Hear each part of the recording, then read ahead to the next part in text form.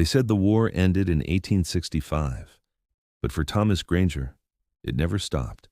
Every night the cannons fired in his sleep. Every shadow was an enemy. Every loud noise sent him back to the trenches. He came home with a body, but left his voice on the battlefield. When Eleanor stepped off that train in Texas, she wasn't greeted by a man. She was greeted by a ghost. And ghosts don't speak. They haunt. But this ghost wrote letters. Texas, Hartwell Township, spring of 1885. The train station's boards were rotting, its paint peeling, but it still stood. Just like everything in this town, resilient, but tired. The steam engine whistled, brakes screeched, and Eleanor Hayes stepped down, clutching her suitcase. She was 29 years old. She'd left her youth behind, but hadn't yet accepted aging. Her hair was pulled into a tight bun, her dress was gray, her face weary. No one had come to meet her. There was only a note nailed to the door of the station house.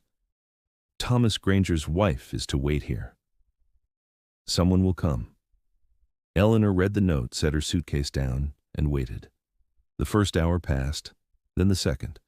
The sun was overhead, the heat unbearable. Finally, a wagon arrived. The man driving was old, his hat worn, his eyes tired. "You Eleanor?" he asked without getting down. "Yes." "Climb in. Thomas couldn't come get you. He doesn't talk, doesn't like going out." Eleanor hesitated. "He doesn't talk?" "Not at all. Been 3 years. Hasn't said a word since he came back from the war." The man shrugged as if this were normal. "Name's Henry. Thomas's neighbor. Come on, I'll take you." Eleanor climbed into the wagon. They didn't speak. The road was dusty, the sun merciless. Finally, they arrived at a small wooden house. The house was crooked, its paint faded, its roof sagging. The yard was overgrown with weeds. Henry stopped the wagon. "Here it is." He's inside. Doors open. Eleanor climbed down. "You're not coming in?" "No. Thomas doesn't like strangers. You two get acquainted." Henry turned the wagon around and left. Eleanor walked toward the door. Her heart was racing. She reached for the handle, then stopped. She took a deep breath. She pushed the door open. Inside was dark. The curtains were drawn. There was a table, a chair, a stove. In the corner sat a man, motionless. His back was turned. He wasn't looking at her. "Hello," Eleanor said. Her voice trembled. "I'm Eleanor. Your wife, I suppose." The man didn't turn. He just sat there, silent, like stone. Eleanor waited. 1 minute, 2 minutes. Then she set down her suitcase and stepped inside. Eleanor spent the first night at the kitchen table. She didn't sleep. Neither did Thomas. She found him sitting in the corner chair, staring at the wall. His eyes were open, but he wasn't seeing anything. He was just staring. Morning came. Eleanor was exhausted, but she stood up. She lit the stove, made coffee. There was no bread, no meat, just old flour. As she boiled flour soup, she turned around. Thomas was still in the corner, but this time there was a piece of paper on the table. Eleanor approached. On the paper was a single sentence, the handwriting shaky. "You don't have to stay here." Eleanor picked up the paper. Her chest tightened. She wanted to respond, but Thomas wasn't looking. The man was still in the corner, still staring at the wall. Eleanor wrote a response and left the paper on the table. "I have nowhere else to go. I'm staying." Thomas didn't move all day, but that evening, as Eleanor prepared dinner, she found a new note on the table. "If you stay, you'll have to get used to silence." Eleanor wrote beneath it, "I'm already used to silence," and so it began. Days passed. Thomas didn't speak, but every morning he left a note, sometimes one word, sometimes a sentence. Eleanor wrote a response under every note. The first note was simple, but carried deep meaning. Thomas had written that he'd heard her voice today, that for the first time in 3 years he'd felt something. Eleanor wrote beneath it only this: "Then I'll speak more." Days chased one another. Every morning a new note. Thomas wrote about his nightmares at night, about hearing the cannons, the screams, about how he couldn't sleep. In her response, Eleanor wrote, I can't sleep either, but at least we're not alone. One morning, Thomas asked her, "Was it a mistake bringing you here? You deserve better than me." Eleanor picked up the pen with trembling hands and wrote, "You brought me here. Now stay with me." Eleanor began working around the house. She cleaned the yard. She swept the house. She cooked meals. Thomas watched her. He didn't speak, but he watched, and every day he left a note. The notes were no longer just words. They had become a language, a silent language, a conversation dancing across paper. Every morning when Eleanor approached the table, she felt her heart race. What would he write today? What was he feeling today? One morning, as Eleanor washed clothes outside, Thomas stood in the doorway. He looked at her. Eleanor raised her head. "Hello," Eleanor said softly. Thomas didn't say anything, but he didn't turn away. He stood there, and Eleanor understood. He was listening. The third week, a storm came. The wind shook the roof, rain beat against the windows, thunder rattled everything. Eleanor was sitting on the bed. Then she heard a sound, a scream, hoarse, desperate, animal-like. She ran. Thomas was on the floor, in the corner, his hands covering his head, screaming. There were no words, just sounds, screams. "Thomas!" Eleanor dropped to her knees. "Thomas, I'm here!" But Thomas couldn't hear her. His eyes were closed, his body trembling.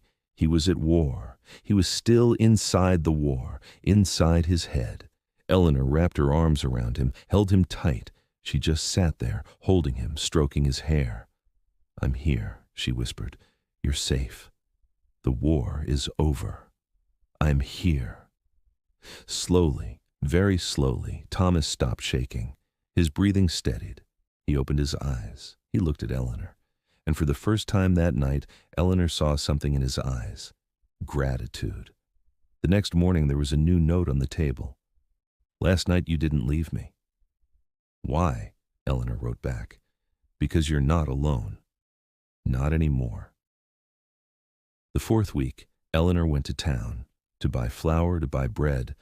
The town was small, everyone knew everyone. When Eleanor entered the shop, whispers began. "That's Thomas Granger's wife. Poor woman. Living with that man. Is he insane?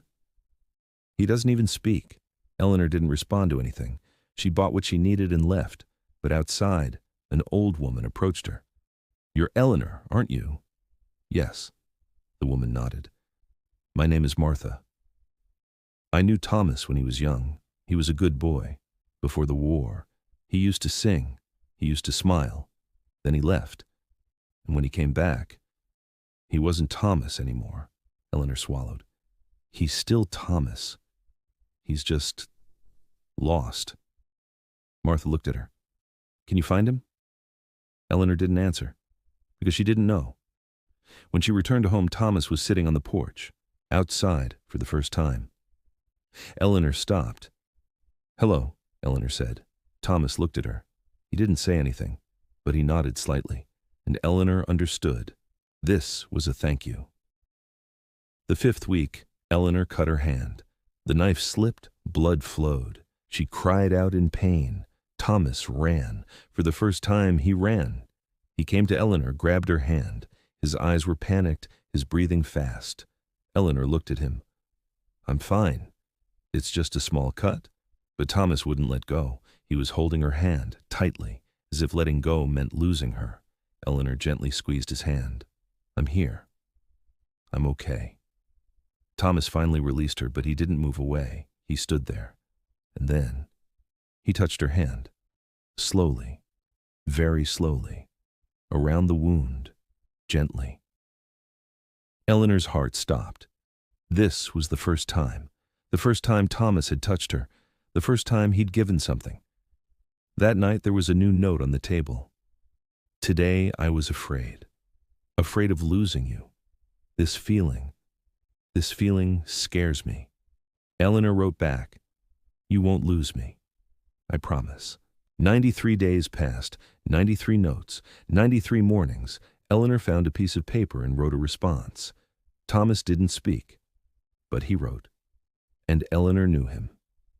Then one night, as Eleanor prepared dinner, Thomas stood behind her. Eleanor turned. "Thomas?" The man looked at her.